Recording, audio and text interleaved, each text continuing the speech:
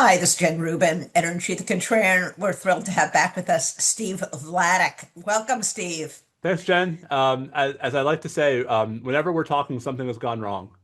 Yes, and much has gone wrong, and will still go wrong. Donald Trump has been hinting for a while at invoking something called the Insurrection Act, and that drumbeat has increased after some clashes between ICE and the people in Minneapolis. What's the Insurrection Act, and what does it entail? Yeah, I mean, so it's actually a bit of a misnomer. The Insurrection Act is the common name we've adopted for what really are four different statutes that date all the way back to 1792 that basically outline the circumstances in which Congress has delegated to the president the power to use the regular military, the Army, the Marines, you name it, for domestic purposes. And the three traditional categories are suppressing insurrection, repelling invasion, or, and here's the controversial one, executing the laws of the Union. And so throughout its history, the Insurrection Act is the statute presidents have resorted to when they've been, unable to guarantee to vindicate federal law or federal civil rights, right, with either local, state, or federal civilian resources. In almost all cases, it's been invoked at the request of the governor. And there was a famous OLC memo that kind of detailed the circumstances, at least at that point, that the Justice Department thought that the president could use to justify the Insurrection Act. In this case, Donald Trump is not going to get an invitation. So what does that OLC memo say? What does the statute say? And Yep. how is Donald Trump gonna, you think, try to put his situation into a in that box if that's what he wants to do? Yeah, so the memo at issue was written by then Deputy Attorney General Nicholas Katzenbach in 1964. And, the Katzenbach memo, which is online, folks can read it for themselves. Jen, it's a powerful document because it's not just, I think, a very principled interpretation of the statute. It is also a very careful explanation of how the statute had been used in every case to that point, so up to 1964. And what Katzenbach found and basically articulated is that really there are two kinds of cases where it's appropriate to invoke the Insurrection Act in the law enforcement bucket. One is when a state requests, and those, for obvious reasons, tend not to be that controversial. So the last time the Insurrection Act was invoked in 1992 by President George H.W. Bush, that was not over the objections of California. That was when California needed help in restoring order during and after the Rodney King riots. And then there's the second category, which is the more controversial one, where, Jen, it's not that the states didn't request it, it's more than that. It's that the states were actively involved in subverting federal law. And so the civil rights cases are really good examples of this. One case in point from 1962, President John F. Kennedy sent the Army into Mississippi to protect James Meredith, who was desegregating the University of Mississippi, and Jen to protect the 300 federal law enforcement officers who he had sent into Mississippi for Meredith when it became clear that they were subject to potential violence, not just by private actors, Jen, but with the, tacit, if not active participation of Mississippi authorities. So Katzenbach says it's one or the other. Either the state has to ask or the state has to be actively involved in the disruption to order that justifies the use of troops. And you put some qualifications on that, that basically you have to be completely unable to execute the law. It's not just like they're interfering a little bit. Um, how do, how should we think about that qualification in terms of magnitude of the problem? So I think there are two different buckets of questions here. The first is the substantive set, right? Which is where's the threshold? And I think here it's important to point out not even the Trump administration is really arguing that Minnesota state officials or Minneapolis or St. Paul local officials are actively interfering with federal law enforcement. There's no suggestion, for example, that the, Minneapolis Police Department or the Minnesota State Police are blocking ICE cars from getting out of it, right? That the real argument is that they're not doing enough to Yes. to sort of lock down the private citizens who are protesting. So I don't historically that has not been enough, right? Historically, Yes. right, you've needed something on the state's part more than just not being as aggressive as the federal government would like. But the second bucket here, and this is the real problem, is that we're thus far having an abstract conversation about the best reading of the statute. But in the real world, right, part of the problem is going to be that this is going to end up in court. And in a context in which the Supreme Court in particular has signaled over time that it's going to be broadly deferential to the factual claims, at least, that the executive branch makes in this context. And so there's both the problem that we're not anywhere close to the Katzenbach threshold, and on the flip side, that it's not clear that a federal court would enforce that threshold independently, de novo, right, without some, if not substantial, deference to what the executive branch tells it. So let me take the first part of that. Because Minnesota is not the one who's causing the problem, if you will, is there a argument, let's forget about whether the courts would take it, that Yep. this is completely inapplicable? He can't do this at all. Is that one basis for preventing or at least objecting to Donald Trump using the military? So certainly under the Katzenbach formulation, yes, right. That if the state is not in any way involved in the alleged obstruction of federal law, and if they're not asking for help, right, then the right answer is for the state to be left to its devices to do its job. And we should say, Jen, by all accounts, I mean there's public reporting that those who have committed acts of violence in these protests have been arrested. Right. I saw one story about a break-in in a store right during one of the protests where they arrested the guys who broke in. So it's not like the state has abandoned law enforcement, right? And Yes. that's supposed to be it. The problem is, right, that if you ignore Katzenbach and if you read the statute in isolation, which, folks who Yes. don't know this whole history are probably doing, the statute's written very capaciously. It was Yes. written the relevant provision was written in 1871, and it was designed to deal with, violence by the KKK in the unreconstructed South. And so it doesn't have the same baked in limits in the text of the statute that, then Deputy Attorney General Katzenbach said we've always honored and observed.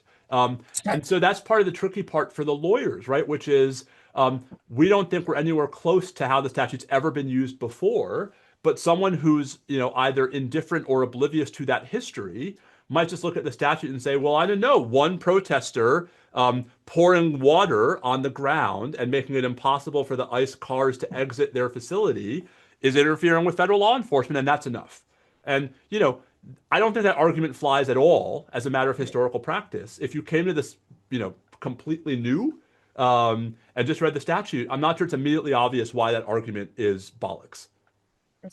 So Donald Trump in the past hasn't really said they're in rebellion and we're certainly not being invaded. So he would rely on the statutory part of the language about not being able to enforce federal law. How is the statute written? Forget about Katzenbach for a minute. Yep. And what would Trump's argument be for operating under that prong of the statute? Yep. So the statute, again, is written fairly capaciously. It says, right, the president, this is 10 U.S.C. Section 253, and it says the president can use the military to take such measures as he considers necessary to suppress in a state any insurrection or domestic violence or unlawful combination or conspiracy if it so hinders the execution of the laws of the state and of the United States that people are deprived of their rights, or, Jen, and here's the important one, it opposes or obstructs the execution of the laws of the United States or impedes the course of justice under those laws. And so the concern you have is, if you had three, private citizens banding together outside of an ICE facility in Minneapolis, parking their cars in such a way as to block the ICE officers from driving out of the building. Jen, a plain text reading of what it means to impede, right, federal law and to obstruct the execution of federal law might get you there.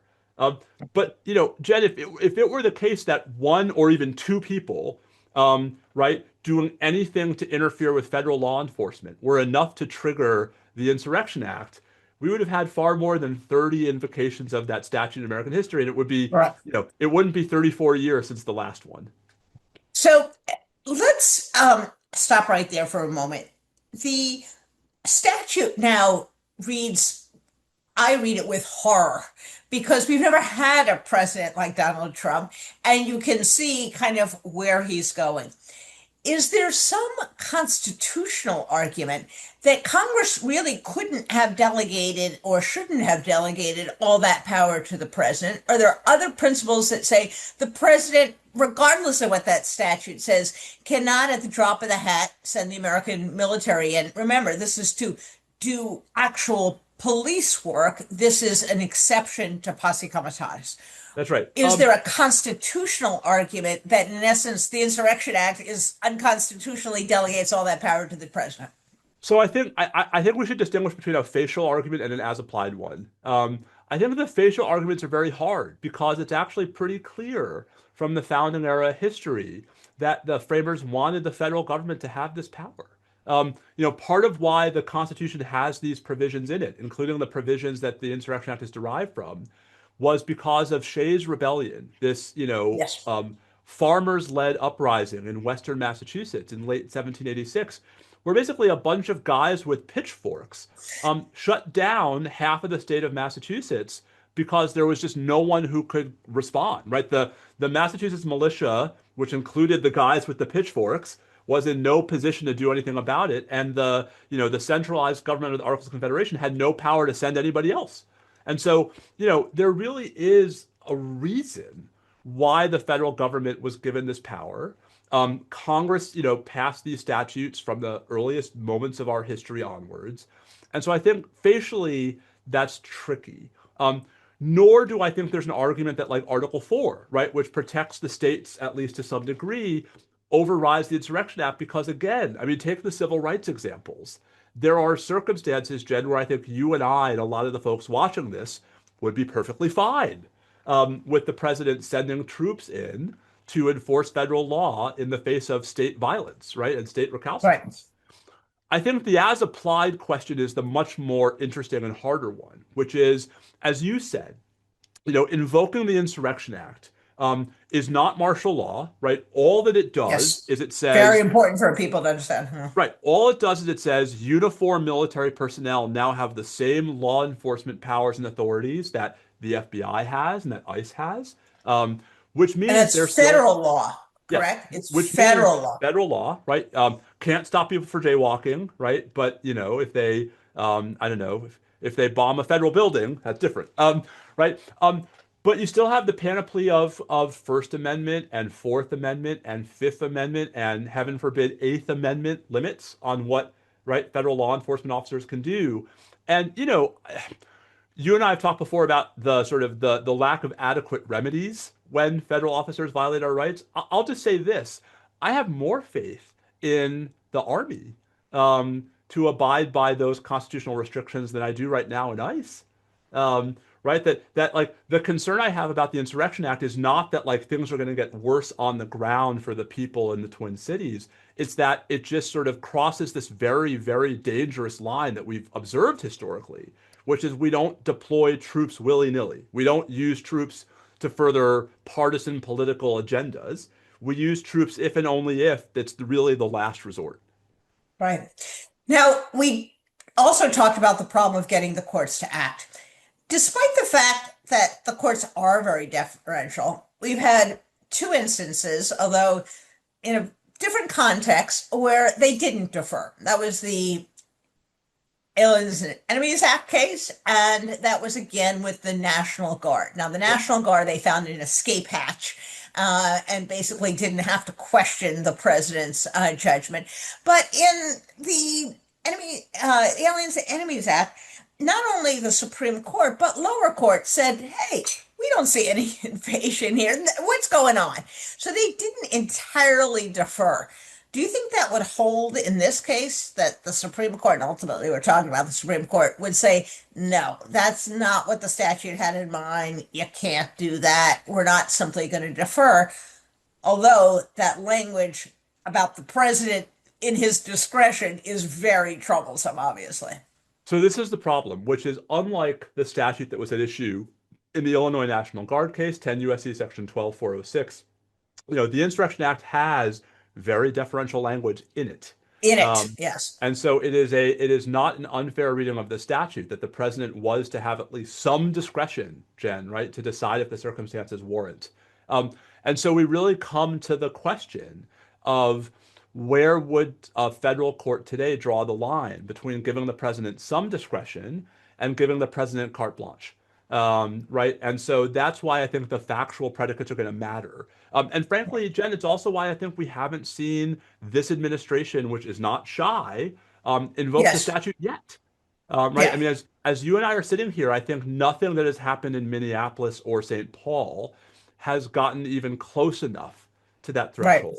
Right. Um, but if we get there, I mean, if there is an unprovoked attack against an ICE officer, or if there's some evidence that government authorities in either the Twin Cities or at the state level are in fact hindering ICE, I think even courts that might not be necessarily inclined to like this administration might still think that they owe some deference to the executive branch's factual determinations under Right. this statute particularly.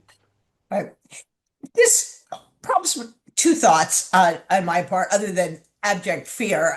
One is that this is a terrible statute, and when a Democratic president and Democratic Congress get back in, they better rewrite it, amend it, fix it. And the other is, isn't this what comes from the Roberts Court in particular, but preceding that, of granting more and more and more discretion and saying it's the president's choice, president's choice, president's choice? It gets you to this point where they're almost compelled by their own logic to let Trump send the military into a U.S. city. That seems to be kind of the problem with what they've been doing all along. So I mean, there are two different points there. I want to take them in turn. On the reform point, I mean, I mentioned before we started recording, I wrote my student note in law school, 140 years ago about the Insurrection Act and about how it needed to be reformed. Um, after the first, I mean, I know folks may not remember, but in the middle of the George Floyd protest, President Trump at the Yes. time made noise about invoking the Insurrection Act. And so when, in December of 2020, when there were all of these efforts to write proposed legislation to prevent some of those things from happening, one of the action items was to modify the Insurrection Act. I mean, here's yet another example of Congress just sleeping on the job, even at a moment where I think there could have been the political willpower to rein in the presidency. On the Supreme Court point, I mean, you're going to get no argument from me that this Supreme Court's jurisprudence has enabled a remarkably reckless approach to executive power. And by reckless, I mean reckless in the sense that it is watering down, if not eviscerating, the constraints, Yes. the non-judicial constraints that have historically worked to rein in some of this power. I mean, presidents of both parties have shied away in prior circumstances from invoking the Insurrection Act because of political checks. And we're seeing a combination of what happens when those political checks are gone and when you have a Supreme Court that is in love with the idea of executive power. Um, and I think, if you asked Congress back when they wrote the statute in 1792, or even when it last touched it in 1871, to write a statute knowing what we know today about how the executive is treated, they would have written a very different statute. And Yes. that doesn't change what the statute says, but I think it should at least inform the context in which we understand what the statute's supposed to do. Absolutely. Two other small points. One is we have talked many times about Bivens, which is the principle that has been whittled away that gives people now virtually no ability to bring civil litigation against federal officials. That seems to be part of the problem as well, that people feel impunity to act. Um, Looking at where we have come, there is a statutory remedy to that as well, isn't there? There is. Congress could easily provide a cause of action, whether against the officers, Jen, themselves or against the federal government as a waiver of sovereign immunity, so that those who are the victims of unconstitutional conduct by federal officers can receive damages. Um, I would think that should be a no-brainer. I mean, If your defense of what the ICE officers are doing is that it's constitutional, great, then they'll win those cases. Um, but for various reasons, it hasn't been. Congress, not surprisingly, has very little incentive to dramatically increase the monetary liability of the United States, Exactly. which is too bad. But I think there's also things states can do. I mean, we've talked before about this idea of supremacy clause immunity, which is not absolute, and the ability of states in at least some cases to potentially provide civil remedies and maybe even criminal ones against federal officers who really cross the line. I don't love that normatively. I think we're better off with a uniform nationwide federal remedy. But if there isn't going to be one of those, certainly Right. better something than nothing. Absolutely. Now, the final issue I want to talk to you about is these repeated, almost compulsive declarations by people like Trump and Todd Blanche and the rest of them that these guys have absolute immunity, they keep saying. Um, that is, in my mind, just a license for them to kind of get these guys who are already all ginned up to go careening around the country, shooting people and killing people. Um, that is not the law. What is the law? And do we get there, though, on the immunity thing if Trump at the same time is saying, and to the extent you guys do anything wrong, I'm going to pardon you all? So the law is, right, that there's no absolute immunity on the part of federal law enforcement officers, that a federal law enforcement officer who violates at least clearly established constitutional rights, Jen can at least in theory be held liable. The problem, as we've discussed, is that there's no cause of action that's currently recognized at the federal level. Um, but also, I mean, taking the pardon point, pardons can only absolve responsibility for criminal offenses. Pardons can't exculpate you from civil liability. And the president has no power by himself to immunize officers from civil damages in a world in which those damages were more widely available. The president has no power by himself to immunize people from liability under state criminal laws, right, in circumstances in which there's no supremacy clause immunity. So I don't want to leave folks with the impression that state law remedies are robust in this space. They're not. Um, but when Stephen Miller says, hey, ICE agents, you have immunity, that is not true. And it's not just that it's not true, it's that it's a pretty galling thing for the federal government to Yes. say, as opposed to Stephen Miller saying what you're doing is legal. Jen, I'm reminded there was this great moment in the George W. Bush administration where Congress was considering whether to provide immunity to the telephone companies who had Yes. participated in the phone tapping program. And President Bush gave a press conference where he said they need immunity because they did nothing wrong. Um, so, I love myself a good President Bush quote, but actually, if you did nothing wrong, you don't need immunity. Um, right? And so I think it's almost giving up the ghost that the Yes. Trump administration is so devoted to the idea that you must be immune as opposed to what you're doing is legal. Yes, exactly. So if you're a state legislature, a governor, what are the kinds of things you would be doing civilly and criminally now to try to rein in ICE to the extent you're able to, given the supremacy clause, Yep. given the current statutes? So I mean, I think there's a whole gamut, Jen, of stuff you can do. I mean, I think we've already seen maybe California, I think, has passed a no masking ordinance, Yes. right, which is not in conflict with any federal law. And so, you can start by just sort of requiring things like law enforcement officers must wear identification, right? Law enforcement officers must not wear masks. I mean, just at the basic level. And as you ratchet it up, I mean, I think there are states, Illinois, I think might have already passed this, that are considering what Professor Akhil Amar calls Converse 1983, basically a state cause of action against federal officers for federal constitutional violations. Those are not perfect, but they're something. And I think it's worth other states that don't have those laws yet considering whether it's worth adopting them.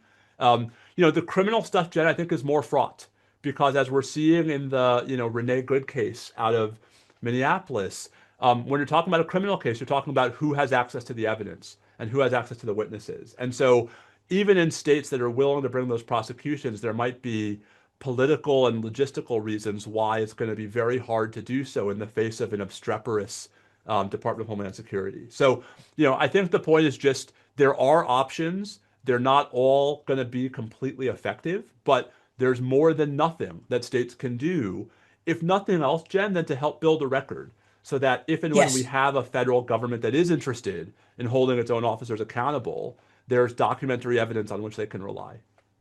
Absolutely. And it would seem to behoove states to put it in place. Stephen Miller is playing the encouragement game, and states have to counter that with the discouragement game, whether or not this works out in court. A lot depends upon what those people on the street with those weapons think can happen to them. And if they think bad things can happen to them from the states, maybe that acts as a deterrent. Thank you, Jen. Um, so, as always, thank you. And we got through another day without the Insurrection Act. So that's I a don't know, Jen. positive thing. As we're recording this, it's 1 p.m., so I don't want to jinx anything. Yes, exactly. All right, we got to 1 p.m. So that's something. Have a great weekend, Steve. Thanks so much. Thanks, Jen. Always a pleasure to talk with you.